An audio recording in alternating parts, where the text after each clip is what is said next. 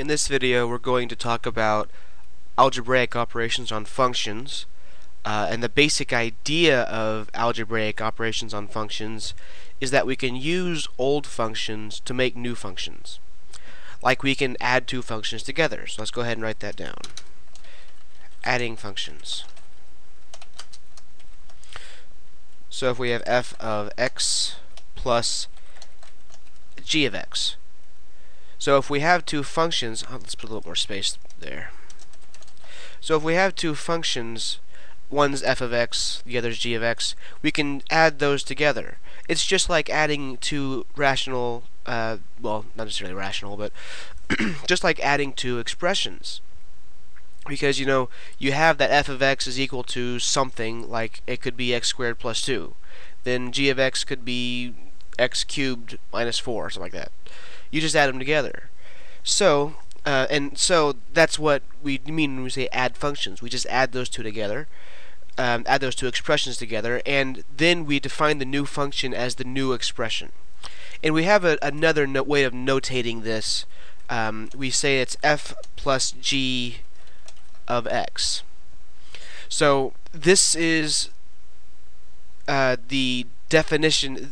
Basically, this is the definition of this. So whenever you see f plus g of x like this, that means you take f of x and you add it to g of x. And similarly, we have subtracting functions.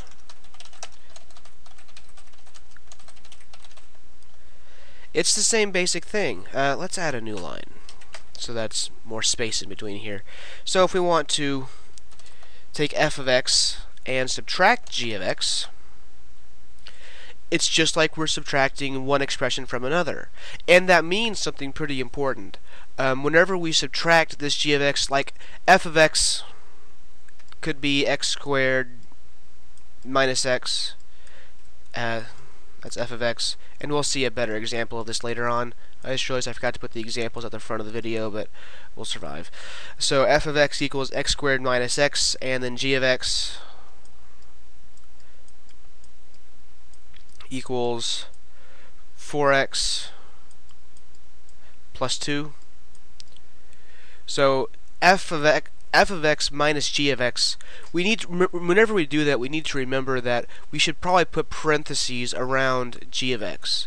The reason why, and it doesn't hurt to put parentheses around f of x too, just for good practice. So the reason why is because when we're subtracting,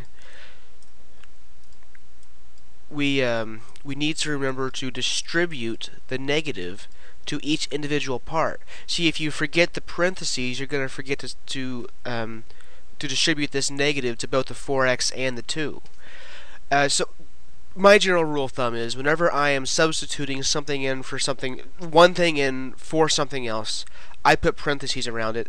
It reduces the risk of mistake. So to reiterate, this when you subtract g of x from f of x, that means you take the expression that g of x is, subtract it from the expression that f of x is, and there's your new function. And we also call that function, just like above here we have f plus g of x, it's f minus g of x. And it's just a notation thing, so don't let it confuse you. It just means subtract g of x from f of x. And two more. One is multiplying functions. You can kind of see the pattern here. So so it's the exact same thing.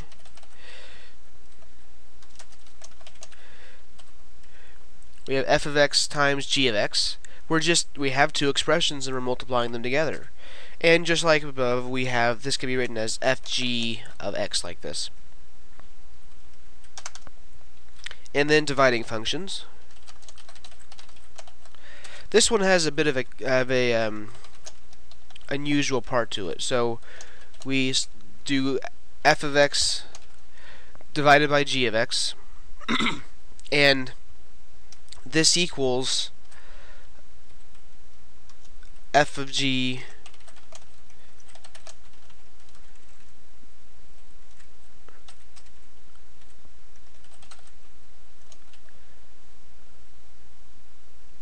f of g of x. But there's an assumption here. Whenever we divide f of x by g of x, we're assuming that g of x is not negative. So there's a condition here. So we say, assuming that g of x is not equal to 0. And that's pretty important, and if you forget that, you're going to run into problems later on. So don't forget that. So let's go on to some examples so you can see some more concrete, so you can see what's going on. So let's say that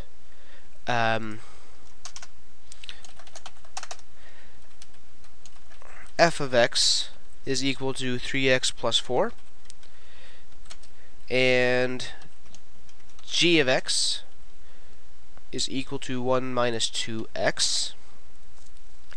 So let's scroll down. So we have two functions that we have defined easily enough. So let's find f plus g of x. So this is what we're given. Everything that I've written so far is what we know, and after what we know, we need to find what the solution is. We need to find f plus g of x.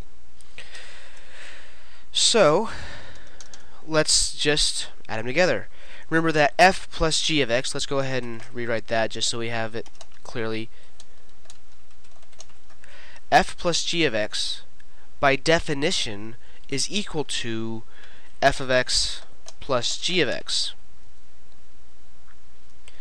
That's just the definition of f plus g of x. Well, we already know what f of x is, and we know what g of x is, so we can just substitute them right in here. So f of x is going to be 3x plus 4, and g of x is going to be 1 minus 2x. So this is going to be equal to 3x plus 4 plus 1 minus 2x. Oops, I did something wrong here. 3x plus 4 plus 1 minus 2x. So now we don't have anything to distribute, so we can just go ahead and remove these parentheses. And I'm going to do that on the next line. So we have 3x plus 4 plus 1 minus 2x. So now I want to go ahead and combine like terms, so it's not too hard at this point. So we can just say 3x minus 2x is going to be x, and then 4 plus 1 will be 5. Oops, I forgot to put the plus in between. Okay, so x plus 5 is our final answer. It's f plus g of x. So this is a new function then. So we have that f plus, and I'll write it on the next line just so that we have it very clearly. We have that f plus g of x is equal to x plus 5. It's just a new function. So it's defined as a new function. It's the point that I'm making is that we can graph it, we can evaluate it just like we could any other function. So for the sake of argument, let's go ahead and evaluate this at 3. So we want to find f plus g of 3. Let's keep all that stuff on there actually.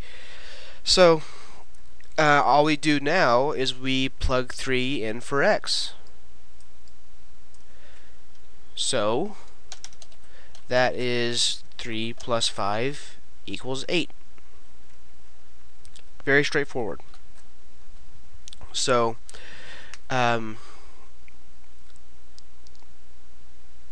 the subtraction, I have written in my notes sub, and so I got mixed up.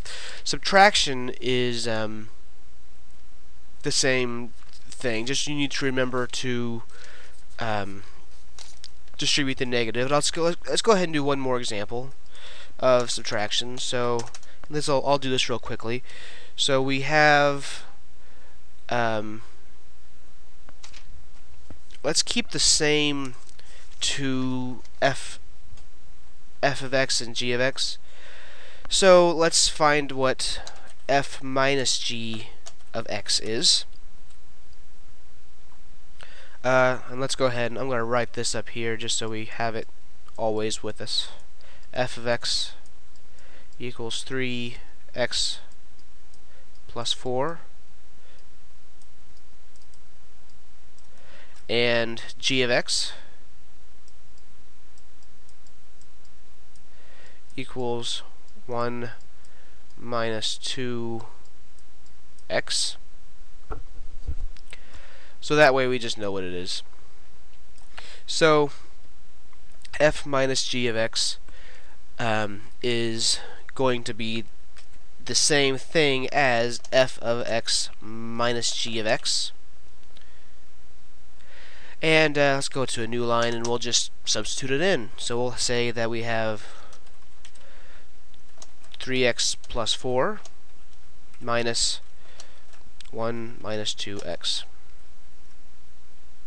I just took this 3x plus 4 and put it in for f of x, and 1 minus 2x and put it in for g of x.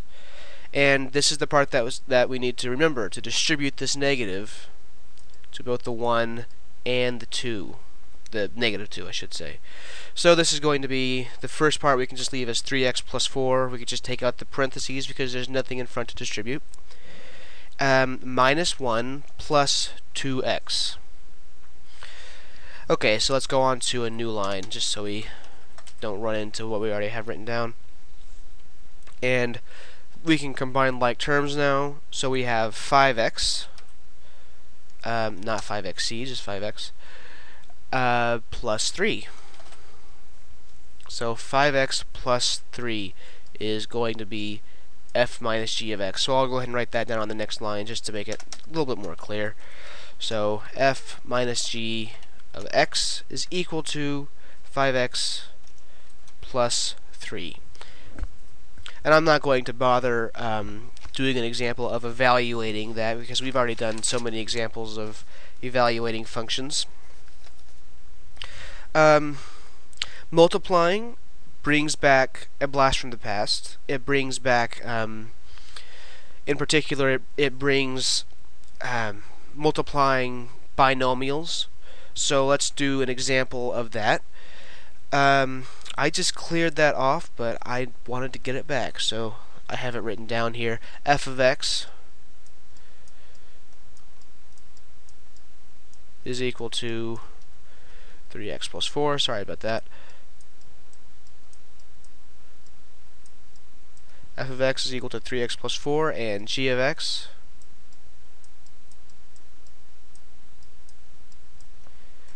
is equal to 1 minus 2x.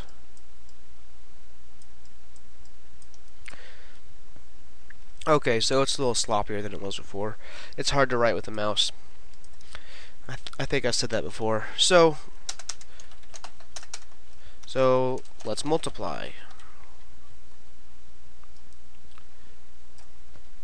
So that means we're talking about f times g of x.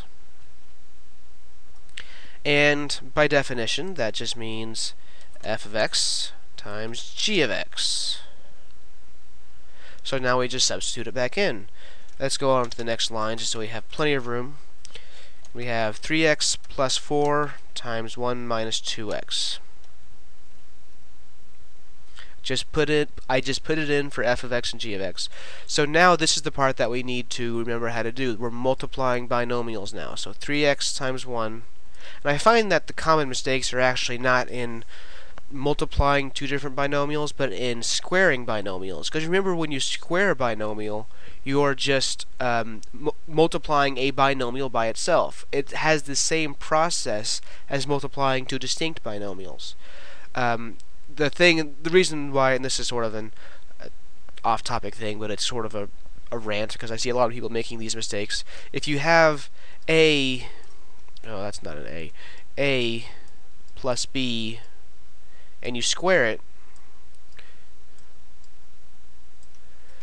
too often I see people write a squared plus b squared. But it's not the same thing. So not equal to. That means not equal to.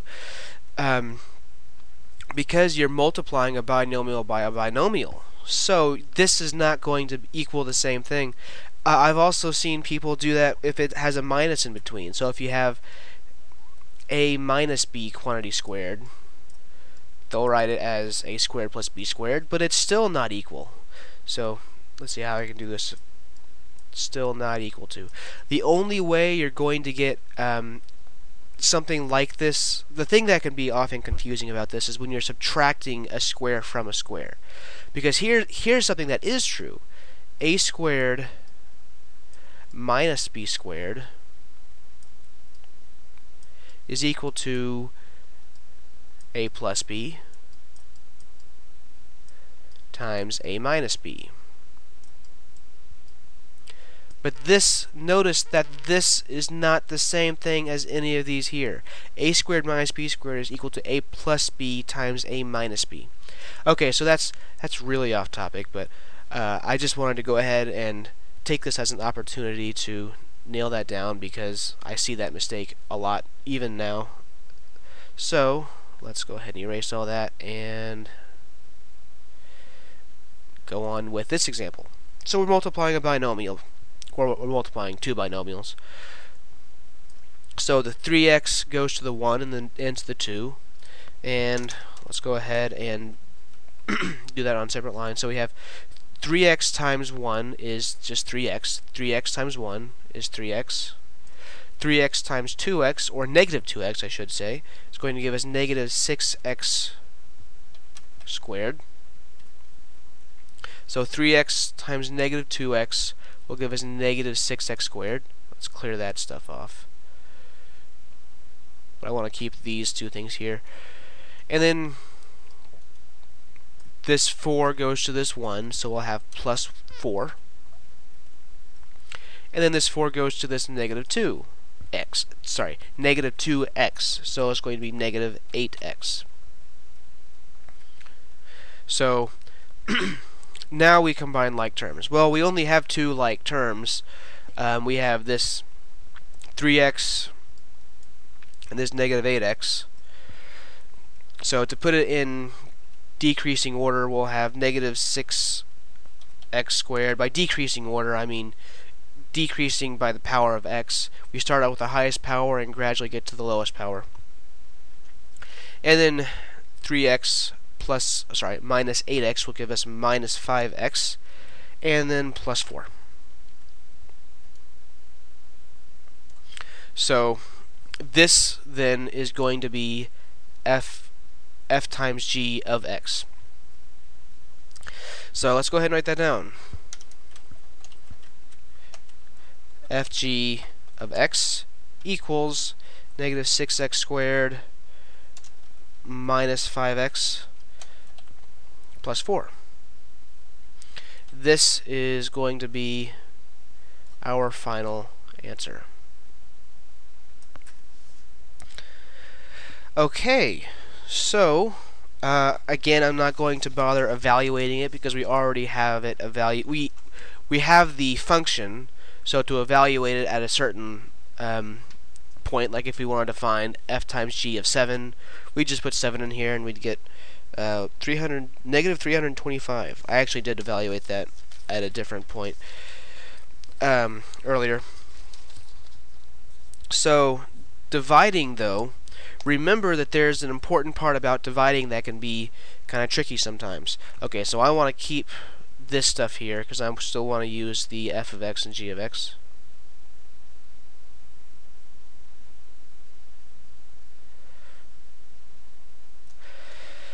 So to divide,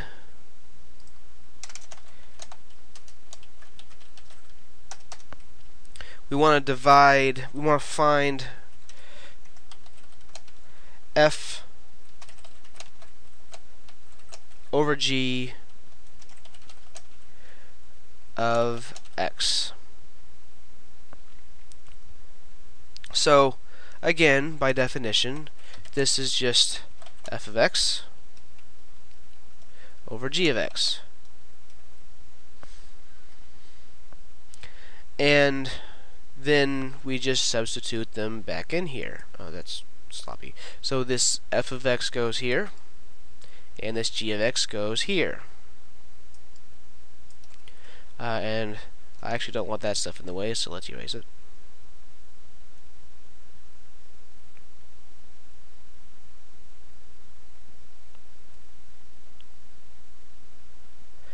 Okay, so we have 3x plus 4 over, let's type that out first, 3x plus 4 over 1 minus 2x. But now we have something very important to take into consideration, because this denominator can't be 0, because you can't divide by 0.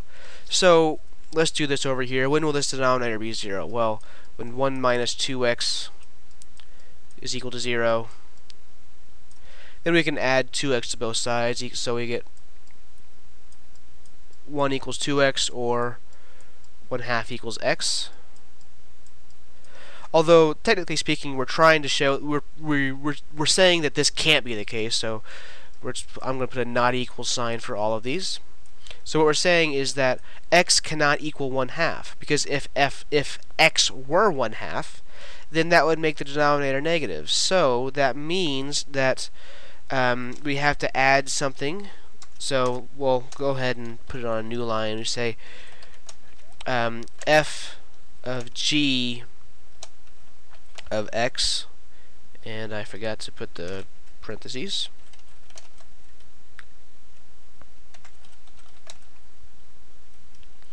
So whoops, I put the parentheses in the wrong places. There we go. F over g of x is equal to, and I'm just going to copy paste this.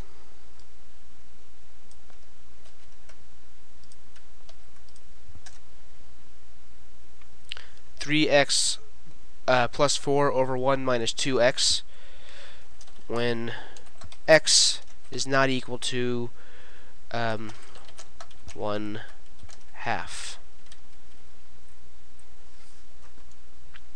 Okay, that concludes all the examples for this particular section, but I want to talk about something else called composition of functions. I'm going to go ahead and clear all this stuff off. So remember in 11.1, I believe it was, that we talked about we talked about how to, not functions, functions. We talked about how to evaluate something like f of 2b minus 3. So I'll write that down. Recall in 11.1 we talked about how to evaluate something like f of 2b minus 3.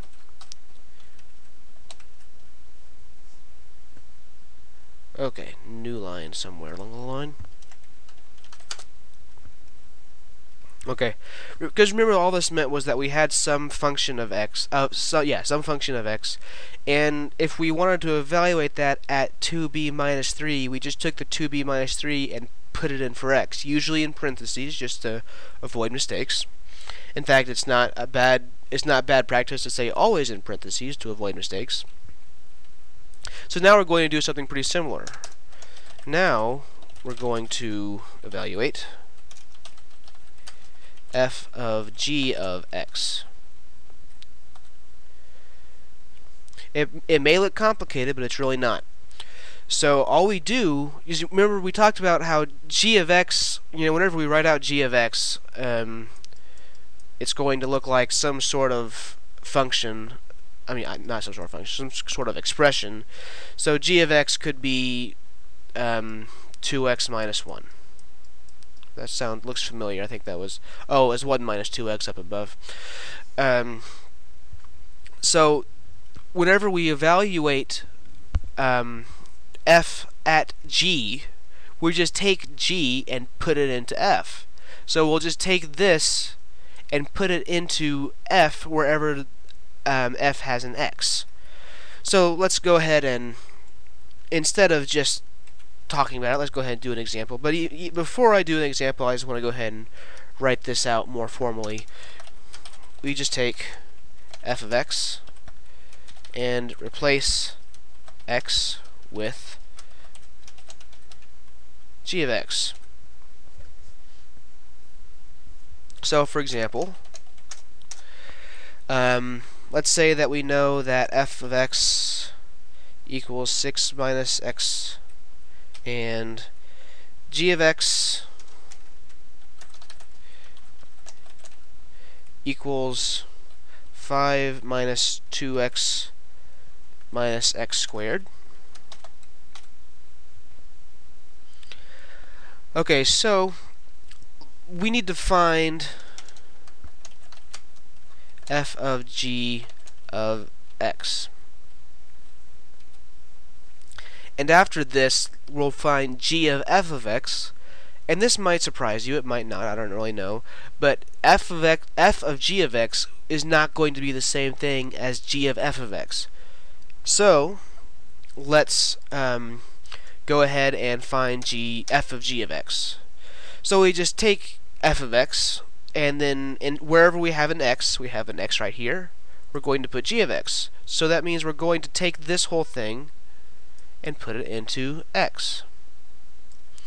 So that means we're going to have 6 minus, and then 5 minus 2x minus x squared.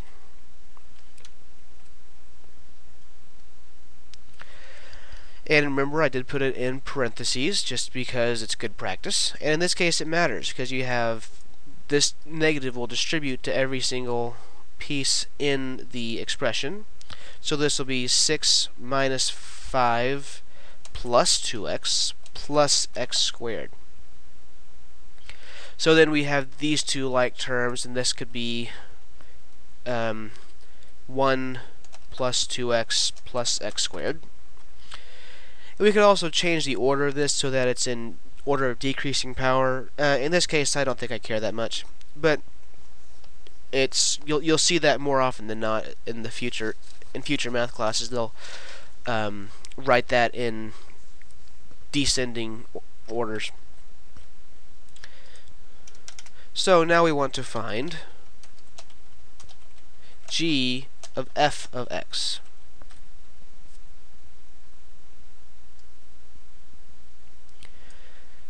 So g of f of x is going to be, let's go back up here. Oh, here we go. I lost track of where g and f were.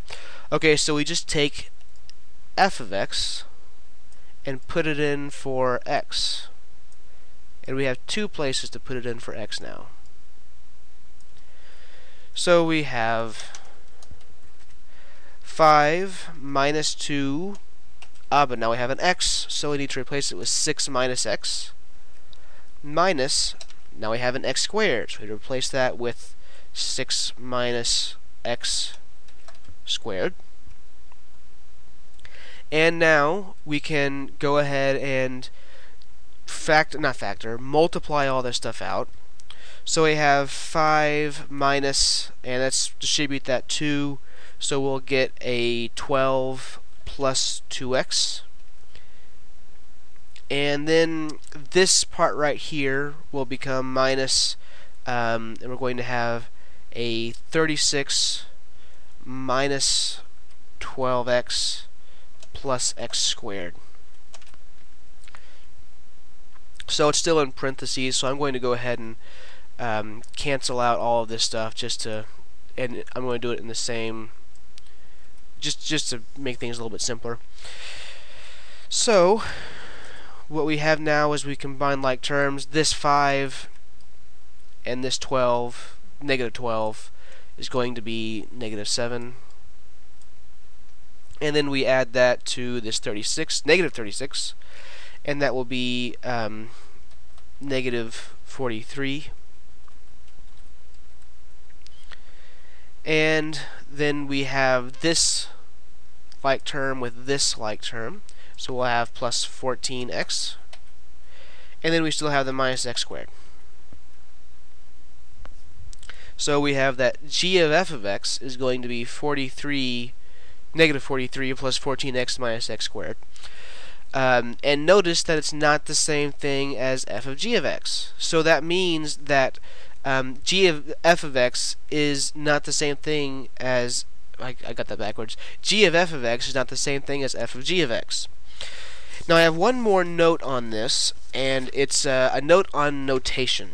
If we say, let's hope I get this right, I mean get the LaTeX code right. If we say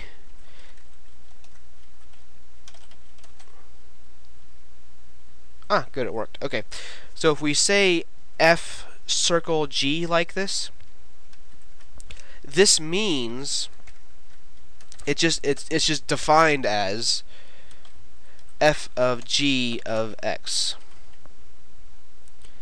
You'll also oftentimes see this as f 0, not 0, that's not a 0, I don't know why I said that. You'll see it written like this sometimes. It still means the same thing. But notice something. Remember that f of g of x and g of f of x is not the same thing. That means that f composed with g is not the same thing as g composed with f. That's we say that that this operation is not commutative.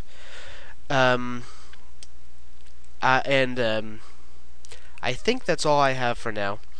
I just wanted to show this to you because you will see it, and it's going to be on quizzes, it's going to be on tests.